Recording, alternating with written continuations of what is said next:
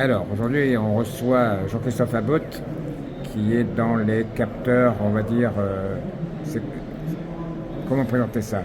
En fait, on conçoit des capteurs plug and play qu'on peut utiliser facilement avec son smartphone pour prévenir les mouvements des bâtiments, les fissures et même les risques naturels. Oui, c'est-à-dire les effondrements, on en reparlera après.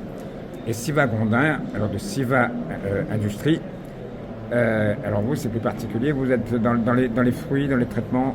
Oui, voilà, on a mis au point une solution pour répondre à une mission régalienne européenne, donc une solution française qui plus est réunionnaise, afin de traiter et de sécuriser sanitairement et phytosanitairement les fruits donc des pays tropicaux, en l'occurrence ceux de la Réunion. Très bien, pour le moment. Ouais, pour Ça, le c'était moment. jusqu'à maintenant. C'était jusqu'à maintenant. Alors, on va commencer avec Jean-Christophe Abot. Euh, Vous avez mis au point donc ce procédé. Est-ce que c'est nouveau? Est-ce que c'est quelque chose qui existait déjà? Qu'est-ce que vous apportez de plus? En fait, la solution de suivre les fissures existait déjà. Nous avons conçu un système facile d'usage, plug and play et surtout abordable techniquement et financièrement pour pouvoir le positionner sur l'ensemble des structures sans mal. D'accord, alors c'est pas très sexy sur une maison, mais alors je crois savoir que vous êtes au Maïdo par exemple. Exactement. On suit les failles du Maïdo, on suit aussi le belvédère du Trou de Fer, on suit d'autres sites reconnus par l'UNESCO à La Réunion et plein d'autres bâtiments en métropole. Alors je vous demandais un scoop, est-ce que la faille du Maïdo ou du trou de fer, est-ce qu'elle s'écarte, est-ce qu'elle se devienne dangereuse? La faille du Maïdo vit et respire. Et pour D'accord, l'instant, elle respire correctement. c'est la langue de bois, mais bon, on peut faire de la politique cet homme. Siva Gonda, Oui. qu'est-ce qu'il a d'original votre système, ce que vous avez inventé? Alors, dans le monde, il existait d'autres solutions à base de produits chimiques, probiométhyle, phosphine, qui désagrégeaient la qualité des fruits traités, donc mis sur le marché. Nous, notre solution, en plus de détruire les organismes nuisibles potentiellement présents, eh bien, il va permettre l'augmentation de 10 jours de plus la durée de vie du produit, donc de la mangue en l'occurrence, des agrumes et des piments, des capsicums, donc de tous les produits qui sont aujourd'hui réglementés par l'Union européenne. Qu'est-ce qu'elle apporte de nouveau sur le marché? Eh bien, c'est une solution qui a été reconnue innovante par le ministère de l'Innovation, le MESRI, après avoir soulevé les verrous scientifiques et technologiques. Donc on est la seule structure aujourd'hui à avoir un agrément du ministère de l'Agriculture, à être reconnu au niveau européen. Ce salon, il va apporter quoi?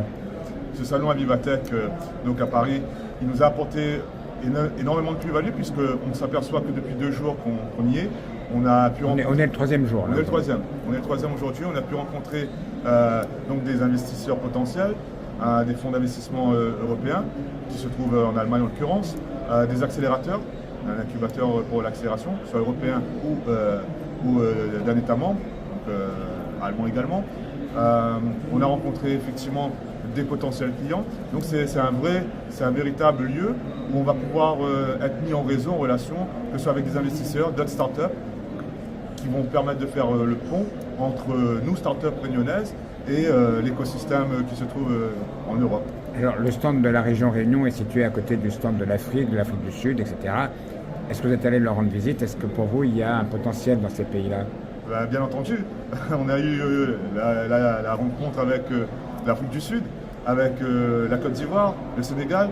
Donc j'ai pu échanger avec les contacts avec le ministre de l'économie de la Côte d'Ivoire, avec des acteurs politiques du Sénégal également, qui sont des très très très gros producteurs de mangue au monde.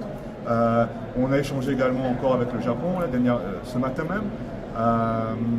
Oui, effectivement, donc on a vu tous ces territoires-là qui sont potentiellement très intéressés à produire donc ces fruits, utiliser notre solution, et les acteurs, donc les clients, on fait ensuite la chaîne de valeur, on la boucle, et les clients qui sont potentiellement intéressés à les acheter, donc des GMS d'Allemagne par exemple. Très bien. Jean-Christophe Abot, alors vous avez rentabilisé votre voyage parce que vous avez fait 2 salons. C'est votre vous étiez présent depuis l'origine, mais c'était un collaborateur à vous, un associé, et vous étiez sur un autre salon. Le bilan de ces 2 salons, c'est quoi aujourd'hui pour vous au 3e jour de Le Vivatech? bilan des 2 salons est une forte visibilité, une reconnaissance de nos produits et aussi pour nous une visibilité sur l'ensemble du globe assez facilement. Alors, vous m'avez dit tout à l'heure que vous étiez venu avec un stock et que vous n'aviez plus rien, vous avez tout épuisé. Ouais, on a épuisé tous nos stocks, c'est une bonne chose. Et On vous, va avez embauché, reproduire. et vous avez embauché en plus un commercial supplémentaire. Exactement. On a un responsable commercial France qui a débuté il y a 4 jours, qui nous rejoint encore là sur le salon et qui va dynamiser les ventes en France. Et le but est à la fin de l'année d'embaucher un commercial international qui va toucher les autres pays autour de la France et dans le monde. Alors justement, c'était ma question suivante.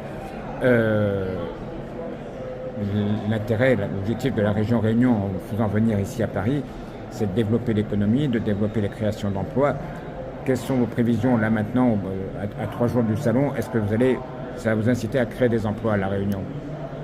Ah, complètement. L'objectif est de créer de la R&D au cœur de la Réunion, informatique, hardware, software. L'objectif, c'est réellement de pouvoir apporter ce dynamisme-là au cœur de l'île de la Réunion, car la Réunion est très bien positionnée sur le plan européen pour pouvoir faire ces échanges-là. Et même si on vend en Europe, on garde notre cœur à la Réunion.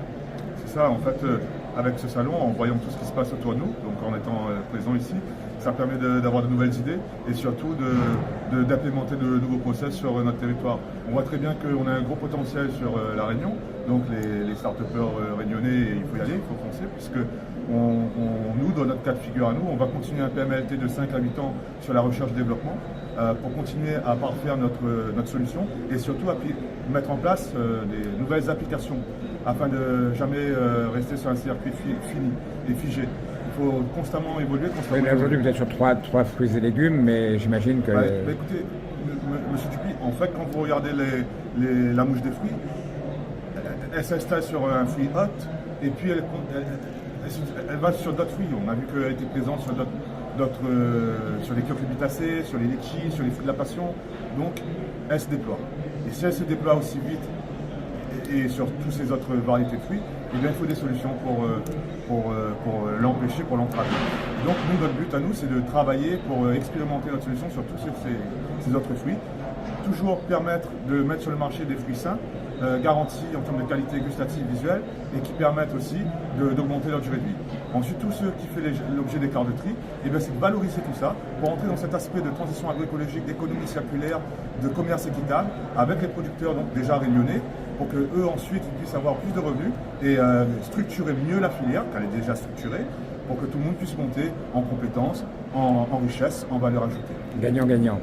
C'est gagnant-gagnant. Alors un salon comme celui-là, c'est aussi l'occasion peut-être de faire un petit peu d'espionnage industriel. Et Jean-Christophe Labotte, vous me disiez tout à l'heure que vous aviez eu, en faisant la tournée des stands, vous êtes tombé sur un concurrent coréen. Exactement. Ils pensaient faire un deal avec nous, pourquoi pas, à voir. Hein. Mais on a plus envie en fait de se dire, on est bien positionné, le marché qu'on touche est réellement le bon. Et donc ça nous donne envie effectivement d'aller sur d'autres pays comme la Corée. Et Sylvain Grondin, vous avez trouvé des concurrents qui faisaient un petit peu la même chose que ce que vous faisiez? Pas de concurrents trouvés sur ce salon, en tout cas. Par contre, nous, ce qu'on va faire comme étape, eh bien, on a pu rencontrer des partenaires, donc, notamment européens de la Commission, qui vont nous accompagner dans notre lancement, parce qu'on va rentrer en phase de pré-industrialisation bientôt. Donc sur l'aspect mangue et autres, il faudra bien mettre tout ça sur le marché à un moment donné et faire entrer de l'argent dans la structure pour ensuite continuer à payer cette phase de R&D sur les 8 années prochaines.